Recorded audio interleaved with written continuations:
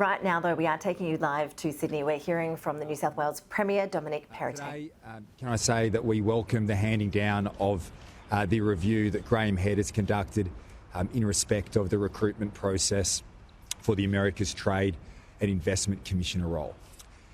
Can I say from the outset, I want to thank Graeme Head for the work that he has conducted in the provision of this review. And also, can I acknowledge the distress that this recruitment process has caused many people. The findings and, in my view, the entire process that has been undertaken has been incredibly disappointing.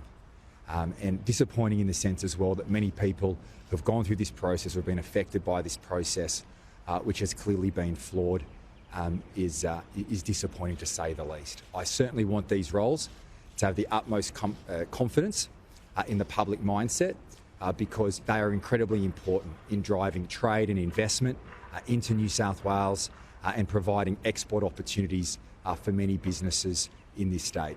As we know, 1 in 5 people in our great state rely on exports to provide for their families and make a living. But whilst we can't go backwards, what we certainly can do is ensure that these recruitment processes in the future are robust and that these mistakes are not made again. So in doing that, the Head review provides a number of recommendations in respect of these processes going forward, and I will just briefly go through those. An amendment to the GSE Act to make it clear that a minister cannot direct a secretary in the exercise of their employment functions. Secondly, and these will require legislation, an amendment to the GSE regulations so the full GSE rules-based merit process applies for future selections of senior trade and investment commissioners. Amendments to the GSE Act to legislate a code of ethics and conduct for the public sector. A new parliamentary joint committee to monitor and review the exercise of the Public Service Commissioner and the Commissioner's functions under the GSE Act. And codification of the roles and the responsibilities for secretaries of departments. Now, in addition to those recommendations for which the government will be accepting from the Head review, we have also made a number of additional changes which will come into effect. We'll be making change to the Ministerial Code of Conduct to prevent for a period of 18 months a minister from accepting any offer of employment within a public sector agency that reported to them in the previous 2 years as a minister. Now that falls in line in terms of the period of time for ministers who leave government who need to seek advice from the ethics advisor in respect of private sector employment. So that consistency will come into effect.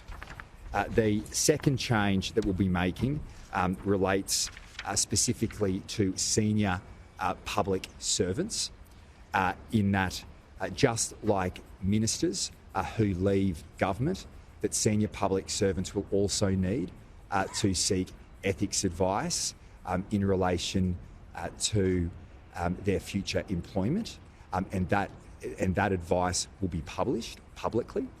And finally, in relation to the Head review, that the Trade Commissioner roles, which has obviously been a point of contention, will be appointed through the GSE Act.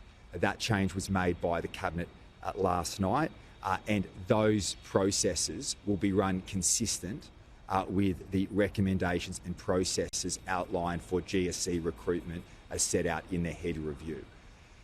So can I finish by saying, once again, I acknowledge the distress that this has caused many people, but I believe that the changes that the New South Wales government is making today will ensure robust recruitment processes in the future and ensure that those processes are followed by the New South Wales government.